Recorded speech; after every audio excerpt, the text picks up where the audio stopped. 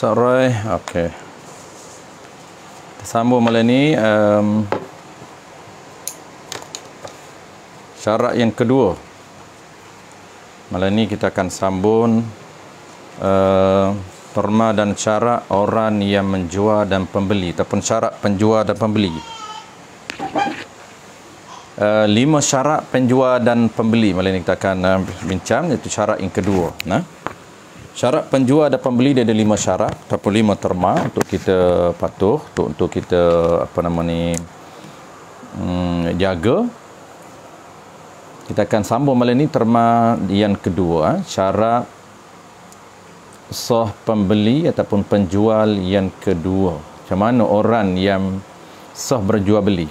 Kita nak tengok ciri-ciri orang yang sah berjual beli. Dia ada 5, mesti ada 5 ciri ataupun kita panggil 5 syarat orang yang sah berjual beli. Bukan semua orang sah berjual beli. Al-Fadil Abdul Malik, Assalamualaikum warahmatullahi wabarakatuh. Al-Fadil Ustaz Man, Assalamualaikum waalaikumsalam warahmatullahi wabarakatuh. Muka surat 6, muka surat 6, syarat bagi orang yang berangkat.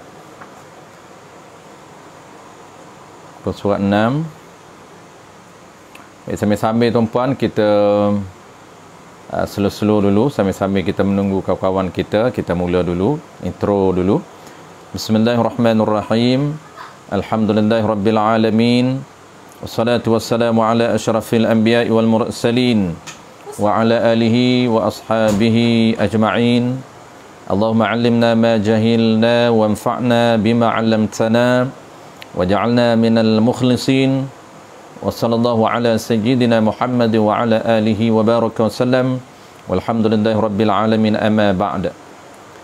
InsyaAllah tuan-puan, seperti biasa, marilah sama-sama kita menyatakan setinggi-tinggi kesyukuran kehadrat Allah Subhanahu wa taala kerana dengan limpah kurniaannya sekali lagi kita diberi kesempatan dan peluang oleh Allah Subhanahu wa taala untuk sama-sama meneruskan pengajian kita pada malam ini. Kelas ganti sepatutnya kita adakan pada hari Selasa hari itu, oleh kerana ada masalah teknikal sedikit, saya tak perasan ada kelas waktu tu, jadi terpaksa di cancel.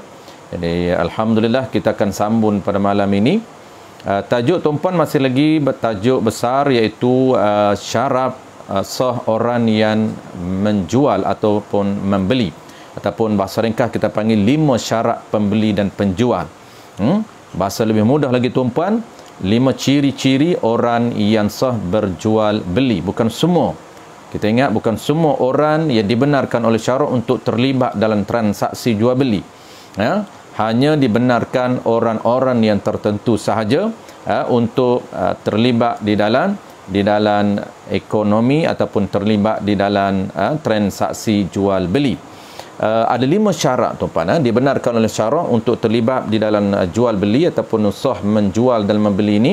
Ada 5 syarat ataupun 5 jenis orang yang dibenarkan oleh syarak. Yang pertamanya kita dah bincang antara induknya tuan-puan, tajuk ataupun ciri yang pertama yang paling asas, yang paling penting yang kita dah bincang pada minggu lepas, iaitu ahli tabarru'. Ini syarat yang paling asas, yang paling penting. Dalam 5 syarat ini, yang penting adalah syarat yang pertama ataupun ciri yang pertama, orang yang nak terlibat dalam sistem jual beli, mestilah orang itu titlenya ataupun statusnya di sisi syarak ahli tabarru' ataupun ahli tasarruf ataupun mutlaqut tasarruf. Itu istilah di dalam muamalat.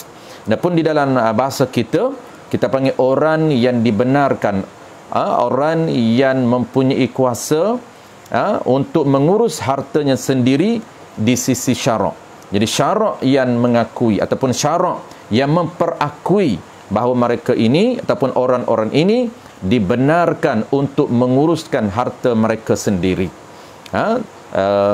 Bahasa mudah kita panggil ahli tabarru' ataupun mutlaqut tasarruf ataupun ahli tasarruf. Itu orang yang mampu ataupun orang yang dibenarkan oleh syarak untuk mengurus harta sendiri. Mesti ada 3, akil, baligh dan rasyid. Tiga ciri itu, itulah dia ciri orang yang ahli tabarruk apabila ada tiga ciri. Dan kita dah sudah sebut tuan-puan angka-angka yang perlu kita ingat. Angka-angka yang perlu kita ingat, kita dah sebut pada minggu lepas. Syarat yang kedua yang kita akan bincang pada malam ini tuan-puan, yang kedua, yang ketiga, yang keempat, yang kelima, dia agak mudah sahaja tuan-puan, agak mudah. Dia yang asasnya ialah, yang asasnya syarat yang pertama. Syarat yang pertama, ciri yang pertama itu adalah yang asas. Jadi yang kedua, ketiga mudah. Apa yang kedua yang kita akan bincang pada malam ini? Syarat yang kedua ialah orang yang dibenarkan oleh syarak untuk terlibat di dalam sistem jual beli, iaitu yang orang yang tidak dipaksa. Jadi malam ini kita akan bincang, iaitu orang yang tidak dipaksa dengan cara yang tidak sebenar. Kalau paksa dia, maka tidak sah jual beli. Paksaan yang tidak sebenar. Kalau paksaan yang sebenar, yang dipaksa oleh syarak, maka itu sah. Kita akan bincang pada malam ini. Yang ketiganya, syarat yang ketiga, orang yang disyaratkan mesti orang Islam. Bagi mereka yang nak berjual beli mushaf Quran. Yang ketiga ni ada penting juga tuan-puan, sebab biasanya kita sebagai penjual, kadang-kadang kita jual juga Al-Quran ataupun buku-buku Al-Quran ataupun buku-buku biasa yang ada di dalamnya Quran, tetapi non-Muslim yang beli juga kita jual. Ini tidak sah. Dalam mazhab Al-Imam Asy-Syafi'i tidak sah jual beli Al-Quran ataupun ayat yang ada di dalamnya Al-Quran, atau buku-buku agama yang ada di dalamnya Al-Quran, ataupun buku-buku agama yang ada di dalamnya tulisan-tulisan yang dimuliakan oleh syarak. Seperti tulis nama-nama Nabi, nama-nama para malaikah. Ini tidak dibenarkan oleh syarak untuk menjual kepada orang Islam, orang bukan Islam. Jadi syarat yang kedua, yang ketiga ialah disyaratkan orang Islam, mesti dia itu orang Islam sekiranya nak menjual beli Quran ataupun buku agama ataupun hadis ataupun buku yang ada di dalamnya tulisan Al-Quran. Juga kita akan bincang pada malam ini yang ketiga. Dan yang keempat tuan-puan, yang keempat, disyaratkan orang Islam juga untuk membeli hamba. Untuk membeli hamba Islam, disyaratkan orang Islam. Syarat tidak membenarkan hamba dijual, hamba yang Islam dijual kepada orang kafir, tidak dibenarkan. Ini syarat yang keempat. Dan yang kelima, insya-Allah minggu depan. Yang kelima minggu depan, yang keempat dan yang kelima minggu depan, kita tak sempat mungkin untuk kita cover semua empat berbaki. Yang kelima ialah syarat untuk menjual senjata. Ini juga mesti dia itu kafir yang bukan kafir harbi. Tidak sah menjual senjata kepada kafir harbi. Tapi kalau kafir itu kafir zimmi, bukan kafir harbi, maka sah kita jual senjata. Tapi ada syarat-syarat dia. InsyaAllah minggu depan. Jadi itulah saja tuan-puan 5 syarat ataupun terma bagi orang yang nak terlibat dalam jual beli, ataupun orang yang penjual ataupun pembeli, mesti ada 5 syarat. Baik, kita sambung tuan-puan syarat yang kedua pada malam ini. Qala al-musannif rahimahullah subhanahu wa ta'ala. Ataupun nombor 2 dalam kitab Jawi, dia kitab Jawi dia tulis bab, dalam kitab Rumi biasanya dia akan tulis nombor, nombor 2. Baik. Qala al-musannif rahimahullahu ta'ala. Muka surat 6 kalau tulisan Jawi, iaitu syarat-syarat bagi orang yang berakad. Apabila sebut orang berakad ataupun aqidain, dia merujuk kepada penjual dan pembeli. Sebab itulah bahasa mudah kita sebut 5 syarat penjual dan pembeli. Syarat pertama, mesti dia ahli tabarruk, dan syarat yang kedua, tidak ada paksaan ke atas penjual dan pembeli, tidak boleh dipaksa dengan cara yang tidak sebenar. Kalau paksa dia jual, maka tidak sah. Kalau paksa dia beli, maka tidak sah jual beli paksaan. Tapi ingat, paksaan yang tidak sebenar. Baik. Tiada, nama bab, tiada dipaksa penjual atau pembeli. Paksa itu dengan qaid dia, dengan tiada sebenar, yakni dengan tiada sebenar di sisi syarak. Kalau paksa yang diperintahkan oleh syarak, paksa yang dibenarkan oleh syarak, maka paksaan itu sah. Kenapa? Kerana paksaan yang dibenarkan oleh syarak. Dan paksaan yang diperintah oleh syarak. Memang syarak memerintah supaya paksa dia untuk jual. Itu sah. Tetapi yang tak sahnya secara umum, sekiranya paksaan ini tidak ada kaitan dengan syarak. Paksaan yang tidak sebenar bahasa mudahnya. Kalau kita paksa penjual supaya dia jual kereta kepada kita, ataupun paksa pembeli supaya dia beli barang kita, paksaan yang tidak sebenar tidak sah. Apa maksud paksa, tuan-puan? Bukan paksa rela, tidak. Biasa kita kadang-kadang kawan-kawan kita pujuk kita, kawan-kawan kita ajak kita beli barang dia, pujuk beli barang dia, merayu beli barang dia, minta tolong beli barang dia, dia kecek kita, akhirnya kita kata akulah, tak apalah aku belilah. Terpaksa beli. Itu dipanggil paksa rela, sah. Innamal bai' an taradin.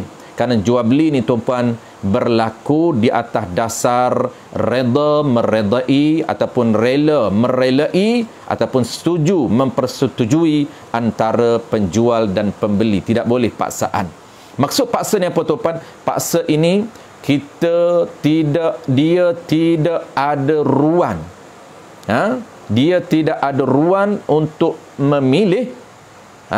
Kita paksa dia, kalau dia tak beli, maka kita tembak dia. Kita melibatkan ancaman nyawa dia sehingga dia beli. Itu dipanggil paksa pada syarak.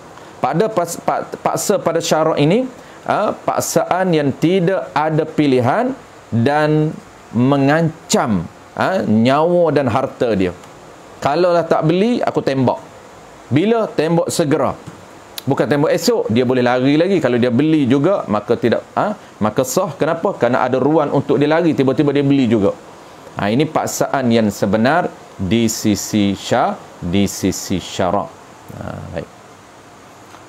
Ini bukan paksa Melayu. Melayu ni kadang-kadang dia guna je paksa. Aku terpaksa belilah. Bukan nak pun kadang-kadang sian, duduk pujuk, sian.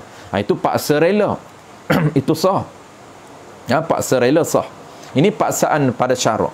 Paksaan pada syarak ini, iaitu dia tidak ada ruang untuk dia memilih ataupun tidak ada ruang untuk dia menolak dan melibatkan ancaman nyawa ataupun harta. Kawan kita lah, orang datang suruh beli, dia paksa kita, kalau tak beli juga aku curi, aku tembak. Kalau tak beli juga aku akan samun harta benda. Itu dia panggil ancan harta kita dan ancan nyawa kita, maka terpaksa beli. Maka terpaksa itu tidak sah di sisi syarak.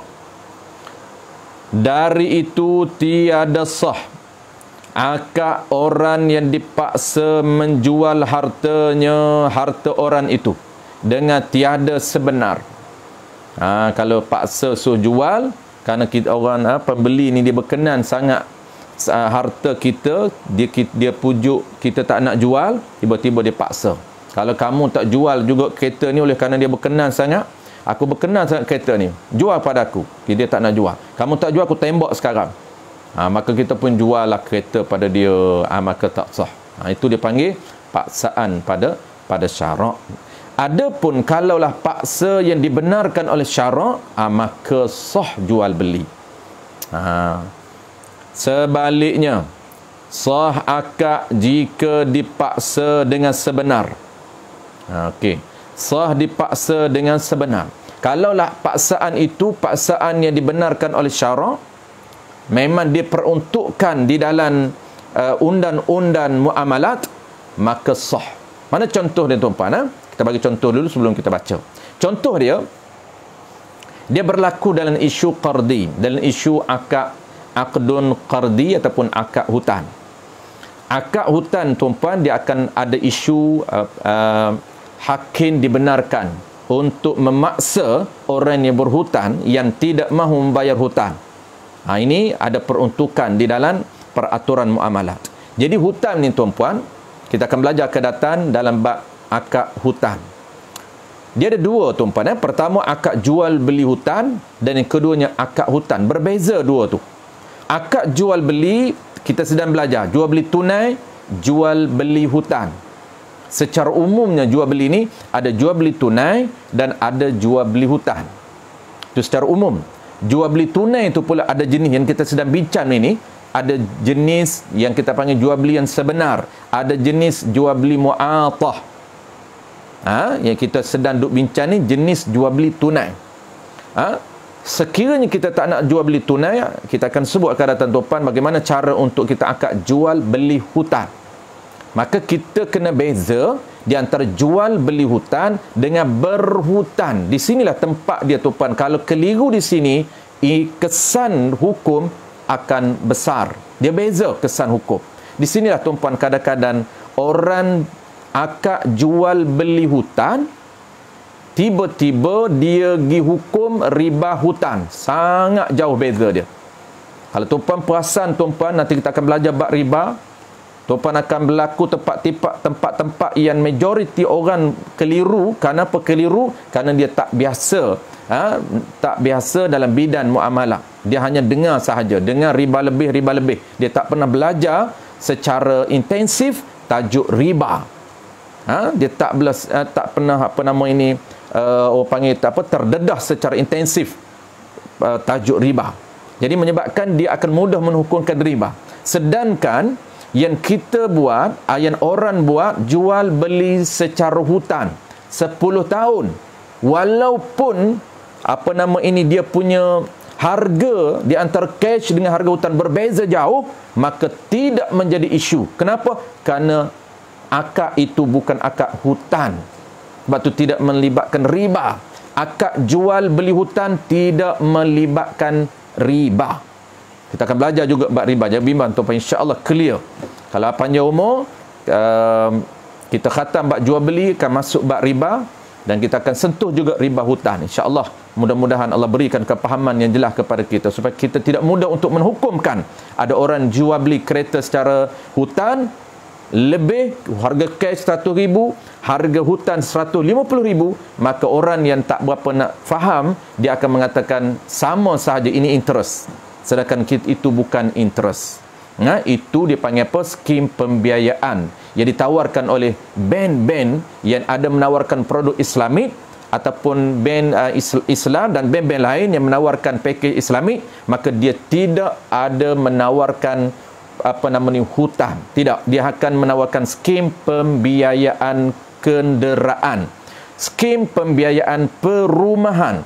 Konsep dia insya-Allah kita akan belajar. Dia ada dua akad yang kita boleh implement dan yang popular dibuat oleh bank Islam dan juga bank-bank lain yang menawarkan package ataupun produk Islamik. Baik. Jadi kita nak tuan-puan, secara sepintas lalu saya sebut jual beli hutang satu, yang kedua ialah hutang. Jadi akad hutang ni tuan-puan, akad hutang dia boleh berhutang umum, asalkan benda yang sah, asalkan harta boleh berhutang. Cuma kita je tuan-puan biasanya sebut hutang melibatkan duit. Sebab dikecilkan skop, sebab dah pupus sudah muamalah, menyebabkan kita nampak hutang duit. Tidak. Sebenarnya dalam ilmu muamalah ataupun dalam bidang ekonomi, apabila kita sebut hutang, akad hutang, dia tidak melibatkan duit sahaja, bahkan dia melibatkan harta secara umum. Apabila nama maliyatun, apabila nama harta, maka sah untuk berhutang. Sah untuk berhutang. Contoh, kita boleh berhutang nasi boleh, kita boleh berhutang beras, kita boleh berhutang gula, kita boleh berhutang baju, kita boleh berhutang kenderaan, semua boleh. Dan apabila, ingat tuan-puan, kalau berhutang benda, satu benda, dia tidak wajib bayar benda, dia wajib bayar nilai yang sama dengan benda. Contoh tuan-puan berhutang nasi satu pinggan, nasi goreng satu pinggan, saya nak hutang. Dia benarkan hutang? Ya. Nilai berapa nasi goreng satu pinggan? Nilai dia adalah RM7 sahaja. Nasi goreng Pattaya. Tuan-puan, nasi goreng Pattaya, kita boleh hutang ataupun tidak? Boleh. Bukan jual beli hutang, lain. Berhutang. Apabila berhutang, takrif hutang ni tuan-puan, membayar memulankan balik nilai yang sama dengan benda yang kita ambil. Tu dia panggil hutang. Jadi apabila kita berhutang satu pinggan nasi goreng Pattaya yang nilai dia RM7, kita boleh bayar sama ada dengan nilai RM7, boleh bayar dalam bentuk duit, kita boleh bayar dalam bentuk harta lain. Harta apa kita boleh bayar? Nilai yang sama. Mungkin kita boleh bayar dengan keropok, kita boleh bayar dengan roti, kita boleh bayar dengan nasi juga. apapun nilai yang dipersetujui oleh orang yang memberi hutang, sah. Sah. Cuma dia akan ada syarat dia. Dia akan ada syarat. Syarat dia tuan-puan, hutan mesti menetapkan tarikh. Juga kita akan belajar. Contoh, kita pergi bertemu dengan seorang, kita bertemu dengan kawan kita, dia kata, mak, aku ni ada hajat sikit nak berhutang. Biasanya kita akan berhutang apa tuan-puan? Kita akan berhutang duit. Kita ambil lah popularnya kita berhutang duit. Kita minta berhutang duit, kita kata aku nak berhutang duit 100,000. Maka kawan kita akan bagi. Ingat, syarat hutan mesti menetapkan tarikh bayar. Sebab tu tuan-puan, hutan dia ada dua status. Pertama dia panggil hutan yang muajjal, hutan yang hal, hutan yang tunai, dan yang kedua ialah hutan yang muajjal. Hutan belum sampai tempoh bayar. Itu dia panggil hutan yang muajjal. Ini istilah yang kita akan belajar. Hutan yang kedua, yang pertama tuan-tuan dia panggil hutan hal, hutan yang wajib dibayar sekarang. Yang kedua, hutan muajjal, hutan yang belum sampai tempoh matan, belum sampai tempoh wajib bayar. Maka tuan-puan, dua ini status hukum berbeza. Umumnya hukum bayar hutan itu wajib, itu umum. Bila wajib bayar hutan? Wajib bayar hutan apabila hutan itu menjadi hal, hutan itu menjadi cash, tunai. Bila hutang menjadi tunai? Apabila sampai tempoh yang dipersetujui, yang ditetapkan oleh kedua-dua pihak untuk bayar, maka tarikh itu wajib dia bayar, bukan lagi sunat. Contoh tuan-puan, contoh. Kita minta dengan kawan, Mat, boleh tak aku nak berhutang? Berapa ribu? Aku nak berhutang, contohlah, kena 10,000 sahaja. Okey, 10,000 boleh, insya-Allah. Aku bagi 10,000 dalam tempoh setahun. Maknanya hari ni 18 hari bulan, contoh 17 hari bulan, 17 hari bulan 2022 kamu kena bayar. Cukup tempoh untuk bayar. Bermakna tuan-puan, setahun akan datang tarikh yang sama cukup setahun. Ketika itu hutan kita bertukar daripada muajjal kepada hal, iaitu jadi hutan wajib dibayar. Dipanggil hutan hal, iaitu hutan tunai. Kenapa? Kerana dah sampai tempoh yang wajib bayar. Maka ketika itu, hukum di sisi syarat wajib. Syarat menekan kita supaya wajib bayar pada tarikh dan masa telah ditetapkan. Ada yang kedua, tuan-puan, nama dia ialah hutan muajjal. Hutan yang belum sampai tempoh bayar. Apa status dia? Tak wajib bayar, tapi sunat bayar awal. Tak wajib bayar lagi ni. Kenapa? Tak sampai lagi tempoh. Contoh hari ni kita ambil, tahun depan wajib bayar, bulan depan tak wajib bayar, sunat bayar awal. Bulan akan datang mampu dah, tapi tak wajib bayar, sunat bayar awal. Nak dapat pahala, sunat bayar awal. Bila? Kita bayar bila-bila sebelum sampai tempoh yang dijanjikan. Itu sunat bayar awal. Itulah dia tuan-puan, hutan yang dipanggil tempoh, hutan belum sampai tempoh bayar. Belum sampai tempoh. Samalah konsep kita berhutang bayar kereta tiap bulan tuan-puan. Sebelum tarikh jangan lebih expired dia, maka sebelum lebih expired dia itu kita panggil sunat kita dah bayar awal. Tapi kita kadang-kadang tak terbiasa dengan muamalat ni tuan-puan, tak tahu sunat tak tahu wajib, cuma kita kata tak boleh lebih nanti kena interest. Itu saja kita jaga. Bukan jaga soal wajib, soal sunat, tidak. Tapi apabila kita dah belajar ilmu muamalat tuan-puan, kita boleh implement. Jadi bayar awal itu untuk dapat pahala sunat, tapi pada hari tarikh contohnya ditetap setiap 17 hari bulan kena bayar. Maka 17 hari bulan itu wajib, sebelum itu sunat, sebelum itu sunat bayar. Apa yang kita nak cerita tuan-puan? Bagaimana situasi dan gambaran wajib, situasi dan gambaran boleh dipaksa orang yang berhutang yang sampai tempoh bayar tapi dia tak nak bayar, boleh dipaksa dia menjual harta benda dia kepada orang memberi hutang. Siapa yang terpaksa? Yang memaksa ialah hakim, yang memaksa ialah qadi dalam kerajaan Islam. Qadi boleh paksa orang yang berhutang, yang tak nak bayar hutang, jual harta kamu ini dan duitnya bayar hutang. Boleh. Jadi contoh macam mana tuan-puan? Contoh, dia berhutang 10K, sampai tarikh dia tak nak bayar. Sampai tarikh wajib dia tak nak bayar. Apabila orang yang minta hutang pergi minta, telefon tak nak angkat, pergi rumah minta hutang, dia kata tak ada apa ni, tak ada nak bayar, tak ada duit nak bayar. Sedangkan kita tahu bahawa dia ada harta, dia ada banyak aset, dia boleh bayar tapi dia tak nak bayar, cuma dia cakap tak ada duit.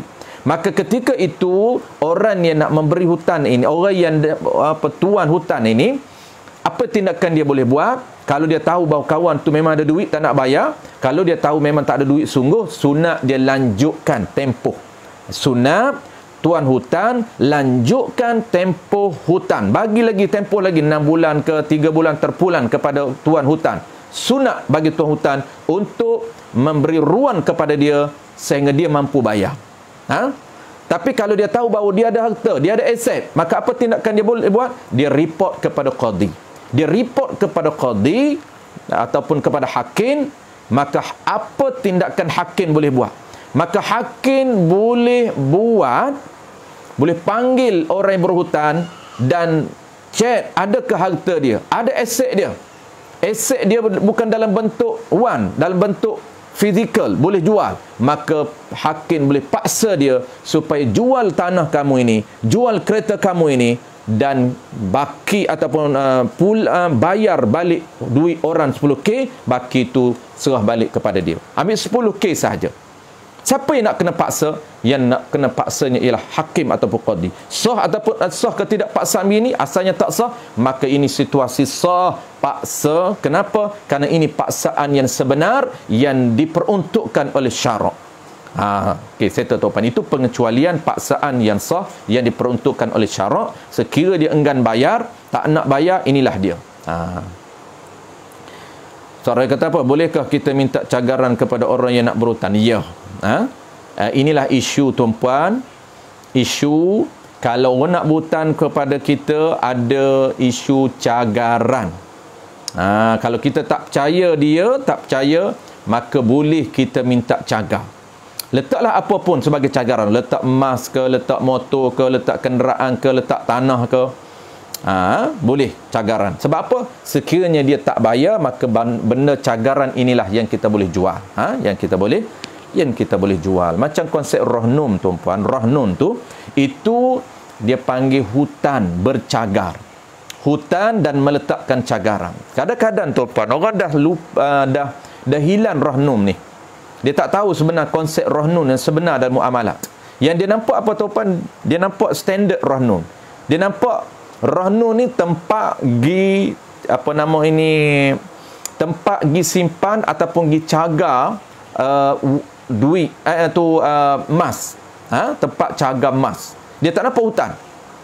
Sebenarnya rahnun ni tempat berhutan tapi disyaratkan cagar. Dia tak nampak macam tu, tak nampak hutan tuan-puan, nampak cagar sahaja. Dia kena tak sah cagar selagi tak ada hutan. Dia kena akad hutan dulu. Akad hutan pergi di rahnun, saya nak berhutang 10k. Rahnun kata boleh, kalau 10k kena bawa emas yang berat sekian-sekian. Kita pun bawa emas yang berat sekian-sekian. Kemudian dia setuju. Okey, kita letak emas. Emas itu cagaran kepada kita. Kenapa kita nak cagar emas? Kerana kita nak berhutang 10k dengan rahnun.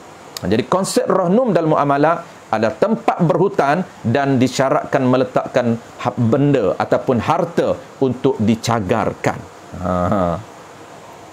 Kita nampak hari ni tempat cagar je kita nampak. Tempat cagar dapat duit, tempat cagar dapat duit. Bukan cagar dapat duit, berhutang duit cagar emas. Itu dia kena twin balik minda kita.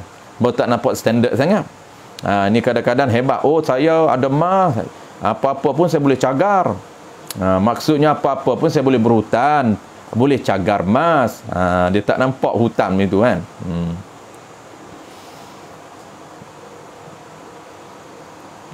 Cagar apa-apa boleh harta benda. Kita cagar motor, orang dulu cagar tanah tuan-puan. Nak berhutang 100k cagar tanah, bawa geran tanah. Cagar kenderaan boleh.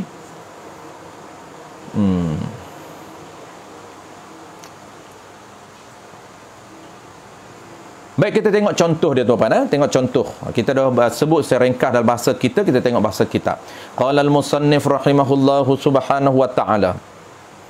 Seperti mana contoh sah dipaksa. Asalnya tuan-puan, syarat yang kita sedang bincang iaitu mesti penjual dan pembeli tidak dibenarkan ataupun tidak boleh dipaksa dengan cara yang tidak sebenar. Kalau paksa dia dengan cara yang tidak sebenar, tak sah jual beli itu. Melainkan ada pengecualian sekiranya paksaan yang sebenar yang diperuntukkan oleh syarak. Syarak membenarkan untuk paksa. Siapa paksa? Qadhi ataupun kerajaan yang memaksa orang yang enggan membayar hutang supaya dia jual harta dia dan baki hutang itu, ataupun bayar hutang dan baki itu serah balik kepada dia. Mana contoh? Seperti orang yang dipaksa oleh hakim menjual harta orang itu. Kenapa? Kerana membayar hutang orang yang dipaksa itu. Sama macam orang yang dipaksa dengan sebenar, mana dia? Orang yang ada padanya makanan. Ada dua isu. Isu pertama, orang yang tak nak bayar hutang sampai tarikh wajib bayar, dia ada harta benda tapi dia tak nak bayar, dia tak nak jual harta dia, maka boleh hakim ataupun kerajaan ataupun qadi paksa orang berhutang itu supaya dia jual aset dia jual harta dia, bayar hutang orang ini. Isu yang kedua iaitu kerajaan boleh memaksa orang yang ada makanan asasi apabila ada situasi krisis makanan, tuan-puan. Kita minta jauh, ada isu, ada situasi, ada zaman yang berlakunya krisis makanan dan ada orang yang stok dia banyak di rumah dia. Stok dia banyak di rumah dia, makanan-makanan asasi seperti beras, seperti gandum. Boleh kerajaan paksa supaya dijual kepada orang yang memerlukan. Sah. Asalnya paksa ni tak sah. Tapi sekiranya ada situasi tertentu dan syarat-syarat yang tertentu dibenarkan, syarat membenarkan untuk kerajaan memaksa orang yang memiliki makanan asasi dan syarat dia stoknya dia lebih, stok dia banyak untuk keperluan diri dan anak-anak dia, stok dia banyak, maka dibenarkan untuk dia jual yang baki. Bukan jual stok keperluan dia, tidak, yang baki. Mana contoh yang kedua dibenarkan dipaksa oleh syarak? Orang yang ada padanya makanan, ini merujuk ni makanan kawalan kerajaan, makanan asasi. Orang yang menyorokkan makanan. Nah, isu dia sorok makanan yang asas ketika mana zaman berlakunya dalam krisis makanan, maka dia keluarkan balik makanan, maka dia stok dia banyak untuk dijual secara harga yang mahal. Maka itu kerajaan boleh campur tangan. Makanan apa? Makanan yang diperlu oleh manusia. Ini makanan asasi seperti beras, seperti gula, seperti minyak. Kalau kita sekarang ni keperluan asalnya, syarat menetapkan makanan asasi. Apa dia? Kalau makanan asasi satu tempat itu gandum. Kalau beras. Maksud makanan asasi ni tak makanan utama. Kalau tak ada benda tu, orang tak boleh hidup. Kalau tak ada minyak, boleh lagi. Cuma minyak tu termasuk barang kawalan kerajaan. Tapi dalam syarak dia tak termasuk minyak. Dia termasuk barang yang diperlukan oleh manusia untuk survive, untuk hidup. Yang diperlukan oleh manusia, dipaksa oleh hakim menjual pada yang lebih dari hajatnya untuk setahun. Dia kena kira stok. Yang boleh paksa, kerajaan boleh paksa dijual kepada orang lain, kena tengok stok untuk setahun. Sempat ada stok untuk setahun, anak dan isteri dia. Kalaulah dia simpan stok setahun berah dia, maka lebih itu boleh dijual kepada orang lain, boleh dipaksa jual kepada orang lain. Sah jualan orang yang menjual harta orang lain. Ini tambahan saja, ini mudah saja. Tambahan ini mudah. Sah jualan orang yang menjual harta orang lain yang memaksa ia orang lain itu menjualkannya hartanya. Lagilah mudah ini. Kenapa? Ini isu dia. Kita tuan harta tu paksa jual harta dia. Lagi mudah.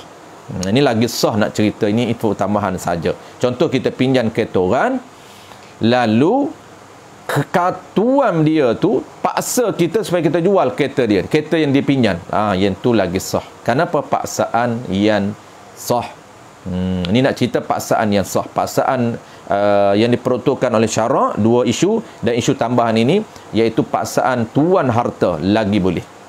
Kita pinjam, ada orang pinjam kereta kita tapi dia tak nak hantar. Apabila dia tak nak hantar, maka kita paksa dia supaya dia jual. Itu sah. Sah jualan orang yang menjualkan harta orang lain. Orang lain tu yang memaksa ia menjualkannya kerana kenapa sah? Yang demikian itu sudah lebih daripada izin, padahal harta itu bukan dia punya. Baik, sikit lagi tuan-puan sebelum kita cukupkan masa. Ada satu terma lagi, kita baca dua malam ni. Terma ni agak penting tuan-puan. Yang paksaan ini jangan berlaku, sebagai info tambahan saja, tapi yang ni agak praktikal dengan kita, iaitu menjual buku ataupun apa saja yang ada di dalamnya tulisan Al-Quran, jual kepada orang non-Muslim. Juga berlaku tuan-puan. Kadang-kadang di kedai-kedai buku ada student-student non-Muslim, student-student Cina yang dia ambil subjek di sekolah, subjek pendidikan Islam, maka dia nak beli buku pendidikan Islam, sedangkan dia bukan non-Muslim. Ini ada isu dalam mazhab kita Al-Imam Syafi'i. Dia tak dibenarkan jual beli, tapi bagi heboh boleh. Ni kena tahu dia punya peruntukan syarak dalam mazhab kita. Apabila tak boleh jual, kita tengok ada tak dia punya alternatif lain. Ada alternatif lain, kita boleh heboh, kita boleh hadiah kepada dia. Cuma kena tengok. Kena tengok, kalau dia tu nampak orang yang mengacam Islam, maka tak perlu kita heboh dan kita hadiah. Jual beli lagi memang tak sah. Baik, syarat yang ketiga tuan-puan, qala al-musannif rahimahullahu taala, apa dia syarat yang ketiga? Syarat yang ketiga, syarat penjual dan pembeli yang ketiga, syarat menetapkan mestilah orang yang nak menjual, mestilah orang yang nak membeli Al-Quran dan buku-buku yang ada tulisan Quran, mestilah dia Islam. Tu. Orang yang membeli mushaf ataupun Quran itu hendaklah ia pembeli itu Islam. Syarat pembeli yang nak membeli Quran ataupun mushaf ataupun hadis ataupun kitab yang ada di dalamnya Quran ataupun kitab yang ada di dalamnya nama-nama Nabi, ataupun mudahnya kita panggil kitab sirah, maka mesti dia itu Islam. Mesti dia di Islam. Maka jadi dia nak hurai satu persatu. Maka tidak sah jika pembeli itu orang kafir sekalipun murtad, wal'iyazubillah. Walaupun dia kafir dulunya di Islam, tapi ketika dia nak membeli Quran ataupun mushaf ataupun buku hadis ataupun buku agama ataupun buku sirah ataupun buku auliaullah, buku wali Allah, ketika dia nak membeli itu, maka dia murtad, wal'iyazubillah, juga tidak sah. Mereka tidak sah memiliki Quran. Ini yang ilah dia. Sebab apa syarak tidak membenarkan? Syarak tidak membenarkan untuk dia memiliki Quran dan juga kitab-kitab ada di dalamnya Quran. Tak dibenarkan milik dengan cara jual beli. Itu dia punya poin dia, ataupun kata kunci. Kenapa syarak tak benarkan orang kafir? Kerana syarak tidak membenarkan untuk dia milik. Sorry, saya silap tadi. Saya kata tadi boleh heboh ataupun boleh hadiah. Milik tak dibenarkan, atau ada pun yang dibenarkanlah pinjam. Sorry, saya tersilap. Dibenarkan ialah pinjam, kerana pinjam tidak milik. Dia tak memiliki Quran itu, dia tak boleh milik. Tapi pinjam dia bukan milik. Pinjam ini dia hanya milik manfaat sahaja, bukan milik ain. Milik manfaat. Boleh dia nak tengok, boleh dia nak baca buku yang ada dalam Quran, boleh. Macam pihak-pihak sekolah tuan-puan, sekolah dia memberi buku teks pinjaman kepada student non-Muslim, itu sah. Dia tidak jual beli, itu dia bagi pinjaman buku teks. Kalau dia kena beli sendiri, itu problem sikit.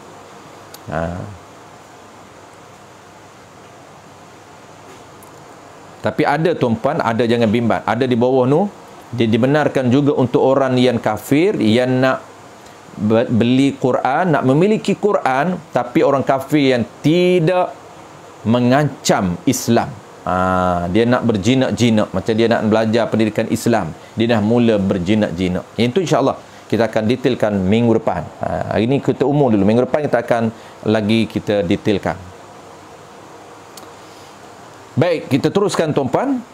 Kerana apa tidak sah jual beli kepada orang kafir Quran ataupun hadis ataupun buku-buku yang ada, buku-buku agama ataupun buku-buku yang ada di dalamnya tulisan Quran ataupun buku sirah ataupun kitab auliaullah, para wali Allah. Ataupun ini atau ni dia cerita tadi mushaf Quran, yang ketiga ataupun apa jua yang tertulis padanya, pada buku itu Quran. Padanya ini dalam tulisan itu Quran. Meskipun satu huruf yang ditulis dengan tujuan Quran. Pertama, tuan-puan, tidak dibenarkan menjual kepada orang kafir sekiranya sekiranya kita nak jual itu Quran. Yang kedua, mushaf. Yang ketiga, buku ataupun tulisan yang ada di dalamnya Quran, yang ditulis dengan qasab ataupun tujuan Quran. Walaupun satu huruf sahaja buku tu, tuan-puan. Lagi-lagilah kalau huruf itu banyak. Lagi-lagilah kalau huruf itu banyak. Kita tengoklah adakah disebut lagi. Disebut lagi atau yang keempat. Atau di dalam ilmu lain yang mengandungi ayat Quran seperti nahwu. Atau yang kelima, atau terkandung di dalam azimah. Dalam azimah itu ada Quran. Tulisan azimah yang kita nak pakai ini ada tulisan Quran, yang ketika dia tulis azimah dia qasad Quran. Baik, kesimpulan, tuan-puan, apa yang tidak dibenarkan untuk jual kepada pembeli kafir? Kerana syarat yang ketiga ini, syarat yang ketiga, mestilah pembeli yang nak membeli Quran ini mesti dia itu Islam. Tak boleh jual Quran kepada orang kafir, apalagi selain pada Quran. Pertamanya, tak dibenarkan jual Quran. Yang keduanya ialah tak dibenarkan menjual buku ataupun tulisan yang ada di dalamnya huruf Quran, walaupun satu huruf yang ditulis dengan tujuan Quran dan qasad Quran. Yang ketiga, apa dia? Yang ketiga, buku juga. Yang kedua pun buku juga yang ada tulisan Quran. Yang ketiga ni buku apa? Buku-buku agama ataupun kitab-kitab agama yang ada di dalamnya tulisan Quran. Seperti dia tulis di ni, seperti kitab nahwu, seperti kitab fiqh kita, seperti kitab tauhid, kitab tasawuf, kitab nahwu, kitab saraf, ada dalamnya Quran. Ataupun bahasa student sekolah ni seperti kitab pendidikan Islam, pendidikan Quran dan Sunnah, kitab buku tasawur Islam. Tu. Dan yang keempat, tuan-puan, yang tidak ada dalam kitab kita ni, keempat disebut dalam hasyiah. Apa dia keempat? Hasyiah I'anatul Talibin disebut, iaitu kitab-kitab sirah juga disebut. Kitab-kitab sirah ni khilaf ulama, tuan-puan. Yang tak khilaf hanya empat itu yang ada Quran. Ada setengah ulama mengatakan, tuan-puan, kitab sirah walaupun tidak ada Quran. Kalau kitab sirah ada Quran, ini termasuk dalam empat tadi, tuan-puan, termasuk dalam empat. Tapi kitab sirah yang tidak ada Quran juga tidak dibenarkan. Ini khilaf. Ada ulama yang mengatakan bukan saja Quran, bukan saja hadis yang tak boleh dibenarkan jual kepada orang kafir, bahkan nama-nama yang dimuliakan oleh syarak, iaitu nama-nama Nabi dan nama-nama malaikat. Kitab sirah yang tidak ada dalamnya tulisan Quran, tetapi ada di dalamnya nama-nama Nabi yang dimuliakan di dalam syarak, tidak sah dijual kepada orang kafir. Ini ada setengah ulama yang menetapkan, walaupun dia khilaf.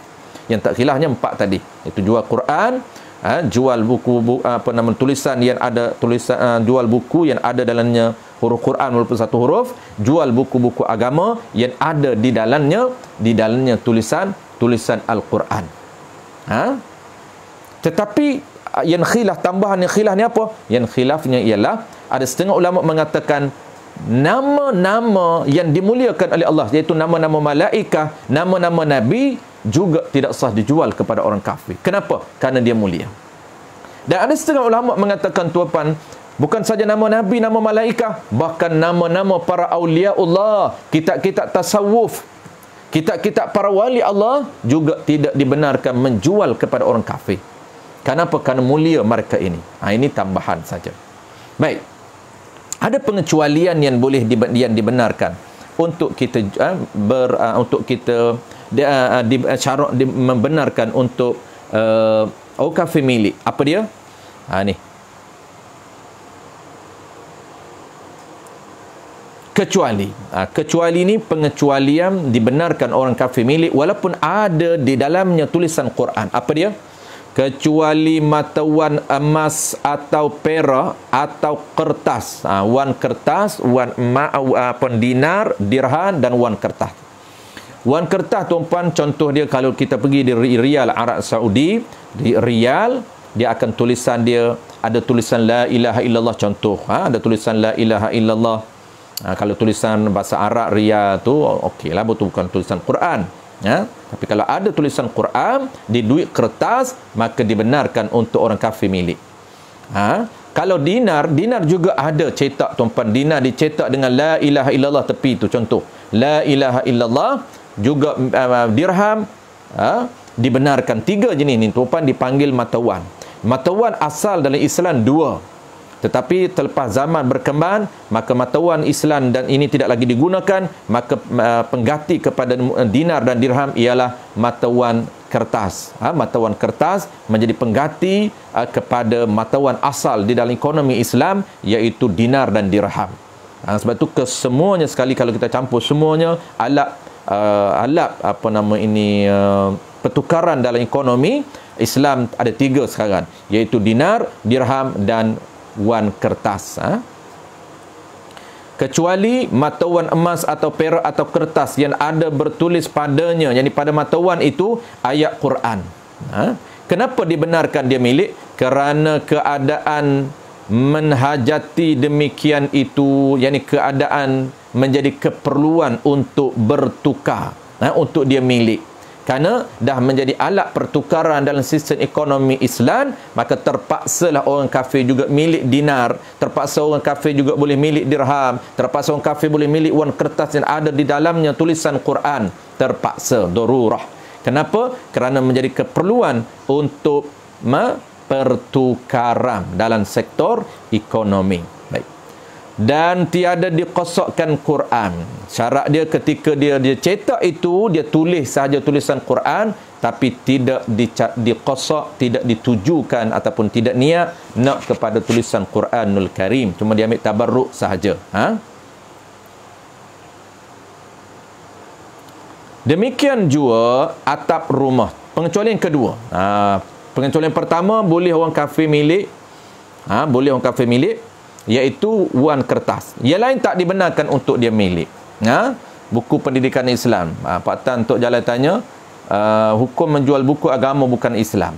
Buku agama yang ada di dalam Quran tak sah jual beli. Tidak sah jual beli kepada orang kafir. Tetapi kita akan sebut, kalau tak sempat malam ni, insya-Allah kita akan tambah minggu depan. Sekiranya orang kafir itu dia berjinak-jinak dengan Islam. Dia berjinak-jinak dengan Islam, maka orang panggil apa, ada juga ulama mengatakan sah.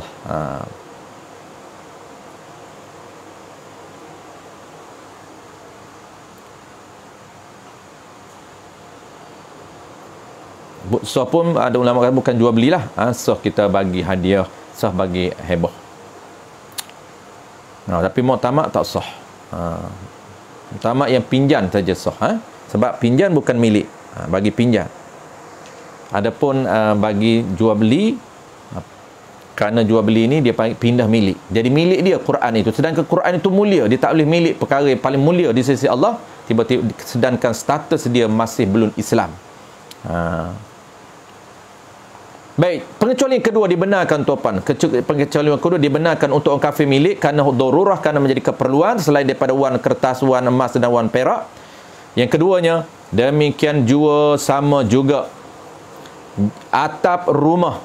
Jika ada padanya pada atap rumah itu yang bertulis ayat Quran. Kenapa dibenarkan untuk orang kafir milik? kerana hajat dan tiada diqasakkan Quran, kerana menjadi keperluan dia, dan tidak ditulis, dicetak, ketika cetak itu tidak diniatkan sebagai Al-Quran. Atap rumah tu panah, panggil apa tu, kita nak buat oni, contohnya ada tulisan Quran. Sah dijual kulit mashaf ataupun mishaf, boleh baca, yang telah bercerai daripadanya, daripada Quran, kepada orang kafir. Kalau mishaf, kulit dia tu bukan jual Quran, jual kulit. Dan kulit tu syaratnya dia dah bercerai dah, tidak lagi dinisbahkan kepada Quran. Bukan mishaf Quran, bukan. Mishaf saja. Kalau mishaf masih lagi dinisbahkan kepada Quran kerana dia bertangkuk dengan Quran lagi, memang dipakai lagi, maka itu juga tidak dibenarkan. Sah dijual kulit mishaf ataupun mashaf yang telah bercerai daripadanya, daripada Quran, dijual itu kepada orang kafir. Kerana apa? Kerana itu mishaf itu bukan Quran, mishaf bukan lagi Quran apabila dia bercerai, sekalipun haram atas orang yang berhadas menyentuhnya. Itu soal lain, isu lain. Kalau dia ada hadas, haram dia sentuh. Baik, sedikit lagi uraian dia. Kita ada masa sikit lagi tuan-tuan, 5 minit lagi. Bagaimana tidak sah, seperti mana juga tidak sah orang kafir membeli Quran, kerana syarat dia mesti Islam, nak beli Quran. Tidak sah juga, begitu juga tidak sah wakilnya membelikan untuknya, untuk orang kafir, sekalipun wakil itu orang Islam. Tak boleh. Kenapa tuan-tuan tak boleh dia wakil kepada orang lain? Kerana wakil dengan wakil sama power, sama level. Kalau orang yang nak buat itu tidak sah, maka dia juga tidak sah memberi wakil kepada orang lain. Dia tidak ada wilayah, dia tidak ada power, dia tidak ada kuasa yang dibenarkan oleh syarak, maka dia tidak boleh menyerahkan kuasa dia kepada orang lain. Tidak boleh. Kenapa? Kerana dia tidak ada kuasa yang diberikan oleh syarak. Sebab itu syarat nak wakil pada orang lain, tuan-tuan, syaratnya dia dibenarkan dibuat oleh syarak. Dia itu dibenarkan untuk dia buat sendiri, dibenarkan oleh syarak, baru dia boleh wakil kepada orang lain. Tetapi kalau dia tidak dibenarkan buat oleh syarak, bukan tak mampu, tak dibenarkan buat, tidak ada wilayah, tidak ada kuasa di sisi syarak, syarak tak benarkan dia buat, maka dia juga tidak boleh wakil kepada orang lain. Sama juga dengan Tok Imam nak akad nikah. Kalau Tok Imam itu Tok Wali itu dia tak ada kuasa, tak ada wilayah pada syarak, dia tidak sah mewakilkan kepada imam. Yang sah wakil ni dia ada wilayah, dia ada kuasa pada syarak, cuma dia tak nak buat, tak erti buat, dia pindah kuasa dia kepada imam. Boleh tak imam tolong akad bagi pihak saya, akad anak saya, akad apa dia? Akad nikah. Boleh. Tapi kalau dia sendiri tidak ada kuasa pada syarak, tidak dibenarkan untuk dia wakil kepada orang lain, walaupun wakil itu orang Islam sekalipun, tidak dibenarkan. Tetapi sah orang kafir jadi wakil, sebaliknya sah. Sebaliknya kalau orang Islam nak beli Quran, oleh kerana dia boleh beli Quran, dia ada kuasa nak beli Quran, tapi dia tak nak beli Quran sendiri, nak wakil pada orang lain, boleh dia wakil orang lain walaupun wakil dia itu orang kafir. Tu. Tetapi sah orang kafir jadi wakil membelikan Quran untuk orang Islam, cuma dia orang kafir itu sendiri tidak boleh menyentuh Quran, dia tak boleh qabak. Bila nak sentuh Quran ni, dia tak boleh sentuh ni ketika qabak, yakni ketika serah menyerah duit dan ambil Quran. Apabila dia nak tolong belikan kepada kawan dia tu Islam, dia ni masih kafir, maka dia nak tolong beli Quran pada kawan dia, boleh ke tidak? Sah akad jual beli. Akad jual beli sah, tapi nak terima qabak, kita panggil, nak terima Quran, tak boleh dia terima. Kenapa? Haram dia menyentuh Quran, kerana dia orang kafir. Ni sebab itulah ada kaitan dengan jual beli. Dia nak sentuh Quran pun haram. Mana boleh dia nak memiliki Quran, sentuh pun tak boleh, nak qabak pun tak boleh, nak terima Quran tak boleh, sentuh tak boleh, apatah lagi nak milik lagi tak boleh. Tu. Lepas tu macam mana? Hanya dibenarkan untuk dia ijab qabul sahaja, dibenarkan untuk dia akad jual beli sahaja, tapi nak ambil kena orang lain.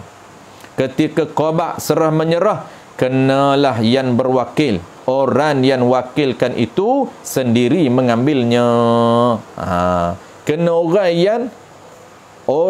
yang wakil dia tu Islam yang wakilkan dia suruh beli, kena tuan yang wakilkan sendiri ambil. Tu. Baik, saya tahu ini mudah saja kesimpulan dia. Tak dibenarkan wakil kepada orang kafir. Tak dibenarkan orang kafir ni wakil kepada orang lain kerana dia sendiri tak boleh beli, dia sendiri tak boleh wakil walaupun nak wakil kepada orang Islam. Sebaliknya, orang Islam dia boleh beli Quran, dia boleh beli hadis, dia boleh beli kitab-kitab ada tulisan Quran, dan dia juga boleh wakil kepada orang lain walaupun wakil itu kepada orang kafir sekalipun. Syaratnya orang kafir itu haram qaba, haram menerima barang. Mesti barang itu diserahkan sendiri kepada orang yang wakil. Itu orang Islam tadi. Baik, saya mudah saja. Last sekali tambahan juga, info tambahan tentang membaca Quran. Yang kata jual beli dia agak ketat, tak sama dengan baca. Hukum orang kafir membeli Quran tidak dibenarkan. Membeli Quran tidak dibenarkan. Kenapa? Kerana Islam mengharamkan ataupun tidak membenarkan untuk orang kafir memiliki Quran. Sama ada di atas jual beli, jalan jual beli, ataupun di atas jalan hebah, hadiah dan sedekah. Melainkan sekiranya tidak memiliki, dibenarkan seperti pinjam. Boleh. Boleh kita pinjamkan Quran kepada orang kafir, tapi dia tak boleh pegang juga.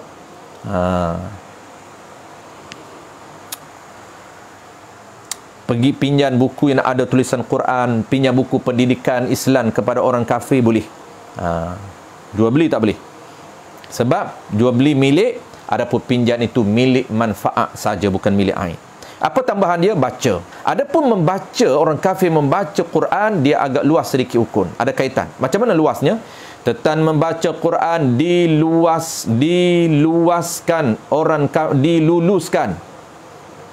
Orang kafir membacanya jika dibenarkan orang kafir baca jika ada harapan ia orang kafir memeluk agama Islam. Tapi kalaulah nak jual beli agak ketat. Selagi dia tak peluk agama Islam, walaupun ada harapan, tak dibenarkan dia milik. Dia tak boleh lagi nak milik Quran. Walaupun dia ada harapan untuk memeluk agama Islam. Tetapi baca Quran, bukan pegang Quran, bukan pegang Quran, bukan milik Quran, baca saja. Jika ada harapan ia orang kafir itu memeluk agama Islam dengan dipahamkan kandungan Quran, boleh. Kalau dia ni ada harapan, kita boleh benarkan dia baca Quran. Kita boleh benarkan dia baca. Adapun dia sendiri nak hafal, itu tak ada kena-mengena dengan kita. Tapi yang ada kaitan dengan kita, yang kita boleh benarkan dia baca, sekiranya dia ini ada harapan untuk memeluk agama Islam. Dia tak anti kepada Islam, dia tak lawan Islam. Dan jika tiada harapan, hendaklah dilarang. Kalau dia tidak ada harapan, memang dia anti Islam, dia nampak terang-terang dia lawan Islam secara terbuka, maka wajib kerajaan ataupun orang ada kuasa menhalang dan mencegah ia orang kafir membaca Quran. Jangan benarkan dia baca Quran. Jadi isu ni sudah lama, tuan-puan. Jadi kita dah tahu hukum. Apa hukum orang kafir baca Quran. Jadi itulah dia. Kalau dia nampak tiada harapan, memang dia nampak jelas anti-Islam, dia nampak terbuka lawan Islam, maka haram untuk kita benarkan dia membaca Quran. Wajib kita cegah, wajib kita halam dia. Seperti ini juga ada tambahan kitab-kitab hadis dan kitab-kitab agama yang lain. Wallahu a'lam. InsyaAllah tuan-puan, dalam dua ciri lagi ataupun dua syarat pembeli dan penjual lagi kita akan settlekan minggu depan, hari Rabu depan. InsyaAllah kita akan sambung syarat yang keempat dan juga syarat yang kelima. Baik, settle. Mudah saja hari ini tuan-puan. Terma yang ketiga, tidak ada paksaan dalam jual beli, dan juga terma yang keempat ini, terma yang kedua tidak ada paksaan, dan terma yang ketiga iaitu syarat pembeli, bukan penjual. Syarat pembeli mesti Islam. Sekiranya pembeli ini nak membeli Al-Quran, nak membeli hadis dan nak membeli kitab-kitab yang ada di dalamnya tulisan Al-Quran ataupun kitab-kitab agama yang ada di dalamnya tulisan Quran ataupun kitab sirah. Ini tambahan saja, kitab sirah ataupun kitab-kitab wali Allah. Sirah dengan wali Allah itu tambahan, di belakang dia ada khilaf. Setengah ulama kata sah. Baik, saya tanya tuan-puan, insyaAllah kita akan sambung syarat yang kelima, juga mudah, iaitu belian hamba. Nak beli hamba syarat kelima, dan syarat yang keenam nak membeli senjata. Kelima itu insyaAllah kita akan bincang minggu depan. Keempat, syarat beli hamba, dan kita akan bincang sedikit secara sepitah lalu saja tentang kategori-kategori hamba sebagai info tambahan, walaupun kita tidak ada hamba pada zaman kita, tetapi at least kita belajar secara ringkas berkenaan dengan sistem perhambaan di dalam Islam, kerana dia ada peruntukan khas di dalam muamalah Islam. Ada satu fasal, satu tajuk yang khusus berkaitan dengan undang-undang hamba ataupun peraturan hamba. Sekiranya berlaku balik sistem hamba ini ada balik, maka kita tahu hukum dia, ada jenis-jenis hamba dan bagaimana jual beli hamba yang sebenar di dalam agama kita. Walaupun kita dah tahu Piramli tunjuk tu tuan-puan, itu real, bukan lakonan semata-mata, tapi lakonan sebagai pengajaran kepada kita untuk mendedahkan kepada kita, pada masyarakat Islam, bagaimana rupa jual beli hamba yang sebenar. Itulah cara yang dibuat oleh Piramli, cara yang betul mengikut undang-undang ataupun peraturan jual beli hamba. InsyaAllah kita akan sebut minggu depan dan cuba kita relate dengan cerita Piramli tuan-puan, jual beli hamba. Jadi tuan-puan tengok dulu cerita Piramli yang jual beli hamba tu. Ada cerita yang jual beli hamba di pasar tu, dan apabila saya sebut hamba minggu depan, insyaAllah tuan-puan nampak cara jual beli hamba yang telah tunjukkan oleh Piramli dalam cerita tu. Saya lupa dah tajuk dia, tapi saya tengok selalulah, sebab saya antara panggil apa tuan-puan, antara cerita yang saya tengok, drama saya tak pernah tengok tuan-puan, sorry, saya tak pernah tengok drama, tapi saya tengok adalah cerita Piramli sahaja. Drama-drama lain tu saya tak tengok lah. Piramli tu sebab dia ada nilai, ada value dia. Wallahu a'lam. Terima kasih tuan-puan kepada pihak penganjur, terutamanya pada malam ini. Malam ini tuan-puan, surau dianjurkan oleh surau Al-Aziz dan juga surau Al-Ihsan. Sorry, silap lah. Banyak sangat kuliah kita. Malam ni surau An-Nur dan juga surau Sara gabungan tuan-puan. Muamalat dianjurkan oleh Sara dan juga surah An-Nur selang-seli Selasa Rabu. Khamis tu baru surau Al-Aziz dan juga surau Al-Ihsan. Baik, terima kasih banyak tuan-tuan kepada semua kawan-kawan, teman-teman, rakan-rakan yang memeriahkan majlis pengajian kita pada malam ini. Mudah-mudahan kita diberikan kebaikan dan diberikan kepahaman yang baik, terutama dalam muamalah Islam, untuk kita tekab dan untuk kita niat. Mudah-mudahan kita antara orang yang dipilih oleh Allah Ta'ala untuk cuba menghidupkan kembali syariat muamalah di lapangan. Cuba untuk belajar dan cuba untuk menghidupkan sistem muamalah di dalam kehidupan kita seharian. Kita lah orang yang dipilih oleh Allah Ta'ala untuk mempertahankan syariat muamalah dan untuk cuba menyebar luaskan ataupun implement amalan ataupun akad muamalah di lapangan sebenar. Mudah-mudahan kita lah orang yang Allah pilih, dan untuk bukan saja beramal untuk diri kita, untuk sebarkan kepada orang lain. Mudah-mudahan kita diberikan ganjaran pahala oleh Allah Ta'ala dan diberikan keberkatan umur. Wallahu a'lam. Bismillahirrahmanirrahim. Alhamdulillahirabbil alamin. Wassalatu wassalamu ala asyrafil anbiya'i wal mursalin wa ala alihi wa ashabihi ajma'in. Allahumma faqihna fid din wa 'allimna at-ta'wil wa ja'alna minal ulama'ul 'amilin wa ja'alna minal mukhlisin wa sallallahu ala sayyidina Muhammad wa ala alihi wa baraka wasallam. Walhamdulillahirabbil alamin.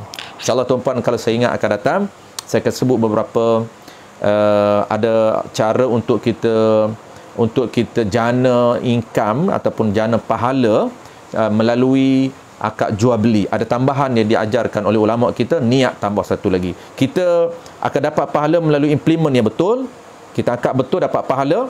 Semua kita jaga. Yang keduanya niat tambahan. Kita ada niat tambahan untuk kita dapat pahala tambahan. InsyaAllah saya akan sebut akan datang. Kalau saya lupa, tuan-tuan boleh ingatkan. Terima kasih sekali lagi. Terima kasih kembali. InsyaAllah kita jumpa lagi besok pagi tuan-tuan dalam kitab Hidayatus Sibyah.